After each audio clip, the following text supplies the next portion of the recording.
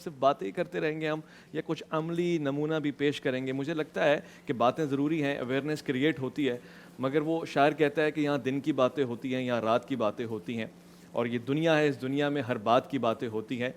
دن رات تمہاری محفل میں دن رات کی باتیں ہوتی ہیں، کچھ بات نہیں ہوتی، بے بات کی باتیں ہوتی ہیں۔ تو صرف باتیں ہوتی رہے کہ کچھ عمل نہیں ہوگا؟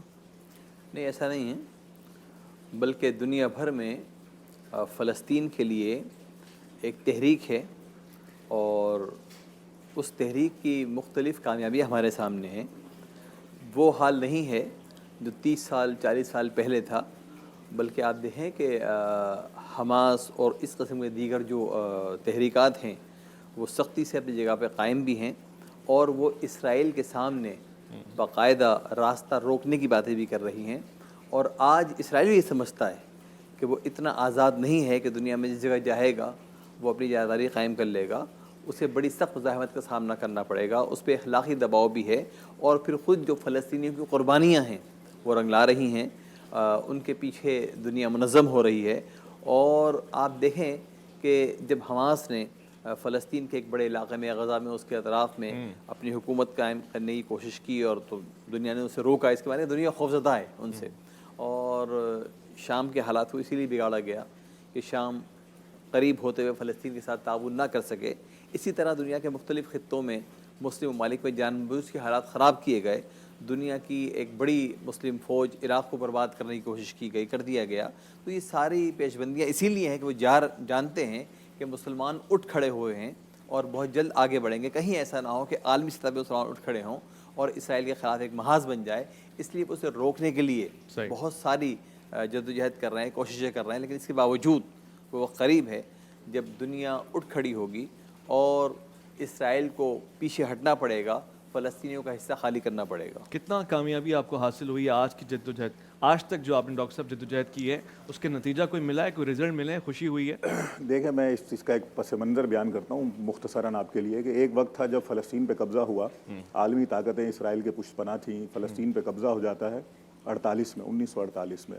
عرب دنیا نے کوشش کی 1967 میں اسرائیل کے ساتھ جنگ کی کہ فلسطین آزاد ہو جائے، لیکن فلسطین آزاد نہیں ہوا، الٹا ہمارے عرب زمینیں ہی اسرائیل کے قبضے میں چلی گئیں۔ پھر ایک کوشش ہوتی ہے 1973 میں، پھر وہ کوشش بھی کسی حد تک ناکام ہو جاتی ہے اور اسرائیل مزید طاقتور ہو جاتا ہے۔ جی 1982 میں پھر ہم دیکھتے ہیں کہ اسرائیل لبنان کے اندر آ جاتا ہے، پورے لبنان پہ قابض ہو جاتا ہے، کیونکہ اسرائیل کی تھیوری تھی بنتے وقت کہ وہ گریٹر اسرائیل بنے گا، یعنی وہ اپنی سرحدوں سے باہر نکل کر فلسطین سے لبنان، شام، عراق، ایران، افغانستان، پاکستان اور اسی طرح دوسری طرف کویت، عراق اور سعودی عرب، مکہ مدینہ تک جائے گا۔ 82 میں وہ یہاں پر آ جاتا ہے، لبنان پہ قبضہ کر لیتا ہے۔ دوسری طرف جو عرب ہیں وہ کیمپ ڈیوڈ جیسے معاہدے کر کے جو ہے وہ فلسطین کاز کو چھوڑ دیتے ہیں 1977 میں۔ 79 کے اندر ابھی جس طرح علامہ صاحب بات کر رہے تھے کہ ایران کے اندر حضرت امام خمینی رحمۃ اللہ علیہ کی قیادت میں انقلاب آ جاتا ہے۔ اس انقلاب سے پھر ایک دفعہ فلسطینیوں کے اندر ایک نئی روح آتی ہے، یعنی وہ فلسطینی جو عرب دنیا سے، مسلم دنیا سے لگاؤ رکھے ہوئے تھے، یعنی میں اسی نقطے کی طرف آ رہا ہوں کہ کیا حاصل ہوا۔ یہ نہ بتائیں نا ایران میں کیا ہوا، مجھے بتائیں پاکستان میں میں کیا وہی ہوا؟ آپ کو بتا رہا ہوں کہ کیا حاصل ہوا۔ یعنی جب یہ سب کچھ ہو رہا تھا، جب کچھ حاصل نہیں ہو رہا تھا، ایک پھر انقلاب آتا ہے، پھر اس کے بعد ہم نے دیکھا کہ حماس آتی ہے، حزب اللہ لبنان کے اندر قیام کرتی ہے، اور سن 2000 میں اسرائیل کی اتنی بری شکست وہاں پر ہوتی ہے کہ اسرائیل اپنا ساز و سامان جنگی چھوڑ کر وہاں سے فرار کر جاتا ہے۔ نہ صرف سن 2000، پھر میں کوئکلی آپ کو بتاؤں 2006 میں 33 دن کی لڑائی لڑتا ہے اسرائیل لبنان کے ساتھ، شکست کھا جاتا ہے۔ پھر 2007 میں غزہ کے اوپر حملہ کرتا ہے، شکست کھا جاتا ہے۔ 2011 میں، 14 میں، اور ابھی لیٹسٹ 2019 اور 20 میں اس کی پوزیشن یہ ہے اسرائیل کی کہ وہ 48 گھنٹے سے زیادہ فلسطینیوں کا مقابلہ نہیں کر سکتا ہے۔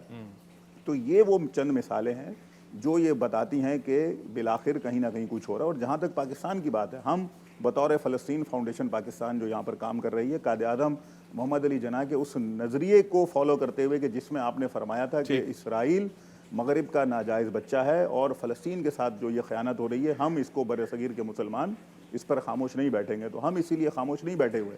ہم جو کچھ یہاں کرتے ہیں جو بھی آواز اٹھاتے ہیں. آج اگر ہم یہاں پر بھی بات کر رہے ہیں تو اس کا بھی فلسطینیوں کی پشت پناہی میں کوئی نہ کوئی اثر ہے, کوئی نہ کوئی اثر ہے جو بالکل ہے. کرونا اور کی خود طرح. فلسطینی اس بات کا اقرار کرتے ہیں, کیونکہ میں ملا ہوں بہت سے فلسطینیوں سے مختلف جگہوں پر, مختلف دنیا کے ممالک میں, تو وہ یہ کہتے ہیں, خود کہتے ہیں کہ جب آپ ایک چھوٹی سی پریس کانفرنس بھی کرتے ہیں, ہمارے حق میں کوئی بات کرتے ہیں, یا بالفرض 10 آدمی مسجد کے باہر کھڑے ہو کر ایک بینر یا پلے کارڈ لے کر ہمارے لیے کھڑے ہو جاتے ہیں, تو ہماری جان میں جان آ جاتی ہے, جو اس وقت ہماری صورت ہے. ٹھیک ہے علامہ صاحب, وہ تو کہہ رہے ہیں بس پریس کانفرنس کرتے ہیں, اس پہ وہ شکریہ ہمیں کہتے ہیں, ہماری جان میں جان آ جاتی ہے, محبت ملتی ہے, خوشی ملتی ہے, شاید فنڈ بھی مل جاتا ہوگا, یہاں پہ کام سارا ختم ہو جاتا ہے.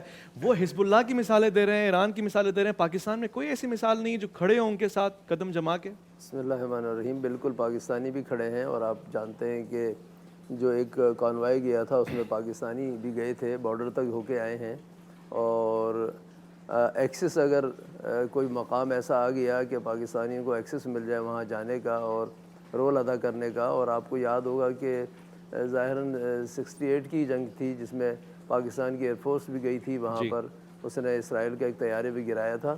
تو یہ پوٹینشیل موجود ہے. ہم اگر یہاں پر ان کے حق کی بات کرتے ہیں تو یہ در حقیقت ایک اسلامی نظریے کے تحت ایک امہ, فکری امہ اور نظریاتی امہ ہونے کے اعتبار سے کرتے ہیں, اور ہم تیار ہیں.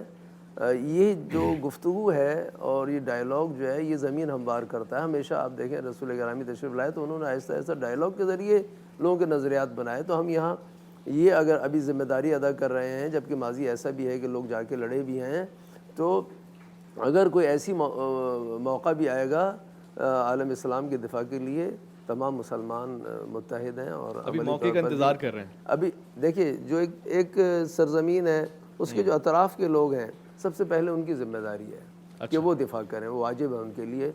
پھر آہستہ آہستہ پیچھے کی طرف آئیں. اب آپ دیکھیں کہ جو شام میں کیفیت ہے, لبنان میں کیفیت ہے, عراق میں کیفیت ہے, ایران میں کیفیت ہے, یمن میں کیفیت ہے, یہ اس وقت خوفزدہ کیے ہوئے ہے. یہ یعنی ایک مظاہرہ جو صنعاء میں ہوتا ہے جس میں لاکھوں لوگ جو ہیں اسرائیل کے خلاف نعرے لگاتے ہیں, اسرائیل اندر سے خوفزدہ ہو جاتا ہے. ابھی آپ دیکھیں کہ اسرائیل کی وہ کیفیت جو 68 میں, جیسے ہمارے برادر نے کہا کہ اس نے مختلف علاقے چھین لیے تھے, لیکن اب وہ کیا ہے, اپنے گرد اس نے دیوار بنا لی ہے.